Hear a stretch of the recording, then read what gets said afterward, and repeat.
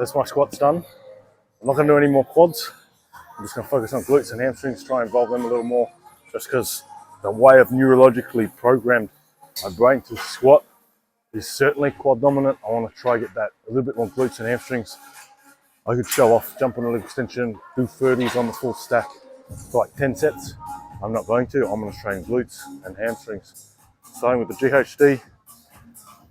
This is by Nautilus. It's not the most comfortable pad. Like if my quads weren't big as shit, this would fucking hurt. But the best thing about this machine, get a little how you going, tickles your butthole when you hit the full range of motion. If more machines had that shit, man, like, you don't know, I'd be fucking like Ronnie Coleman, bro. I'll do 5x5 on glute hams, and then when I finish off on the hamstring curl machine. First thing I do on this machine, just check behind me and make sure I'm clear of obstructions. Now, when I fall down on this machine, I'm just sort of stretching out at the moment, doing a first rep, but I try and just control my fall.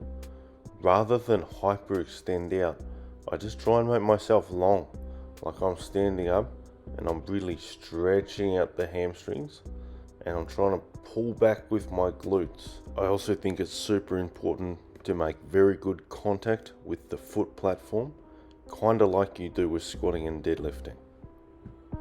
So this is more an advanced exercise. 4 years at Bodyworld Gym, they had a GHD there. I managed to get a broomstick. I did like 5 or 6 reps where I just fall down. And it was basically like I was doing a pullover because my glutes and hands were barely working.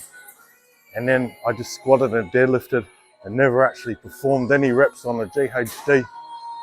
And then like got a 200 and something squat, got a 200 and something deadlift. Then performed GHD perfectly. So now I've just incorporated into my training. It's probably more specific to deadlifting, but I'm just, like I said, glutes and hamstrings. Hamstrings don't really work too much in your squat, but I'm not sort of deadlifting often enough to justify like sort of incorporating all my training sessions for hamstrings in the deadlift session. Then I'd only be hitting once a week, just not enough volume to grow, or maybe even once every fortnight. So I'm going to incorporate into my squat training and yeah, just stop training quads, glutes, hams, and see if I can put some meat on. So there are certain movements that I've got more athletic at and that I recover quickly from. GHD isn't really one of them, although I feel myself getting more athletic and better at the movement. After like a good 5 sets, it still takes me at least 3 to 4 days to recover. So I make sure I plan my next squat and or deadlift session at least 3 days after I perform 5 sets of these. If I only need 2 or 3 days rest, I can still train GHDs, but I only do 2 or 3 sets. The common movement I'll do on most leg and squat days is the ab wheel. I find that I can plank for 20 minutes, or I can do like 2 or 3 sets of ab wheel and it makes me equally as sore, potentially more sore on the ab wheel. Again, I wait till my next deadlift session is 2 or 3 days away, or I just pull up too sore. The ab wheel's the one movement or the one toy that you can buy on late night TV that I believe actually works. Just make sure when you're coming down, you go nice, slow and controlled. Next one I'm going to do in this workout, I'm going to finish it off with the hamstring curl. I don't do these every week. I mix this in with stiff-legged deadlifts. I don't really do much other work for hamstrings, but I believe my hamstrings are pretty strong, bulletproof. I've never had an injury for them. Stiff legs take me a little bit to recover from, but this machine I've never had a problem recovering next day. I could probably train it every day if I wanted. Very important that you get the full range of motion. Every time I adjust this machine, whoever used it before me hasn't been using the full range of motion and I adjust it back.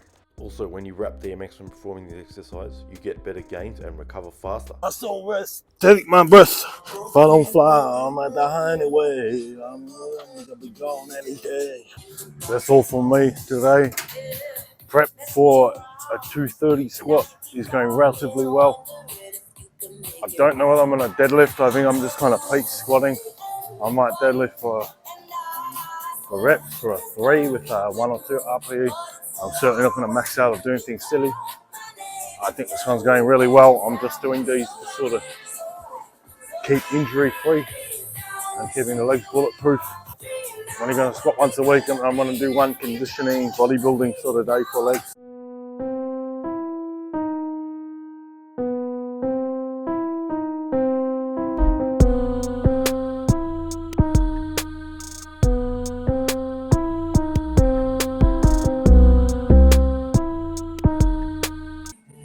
Ah.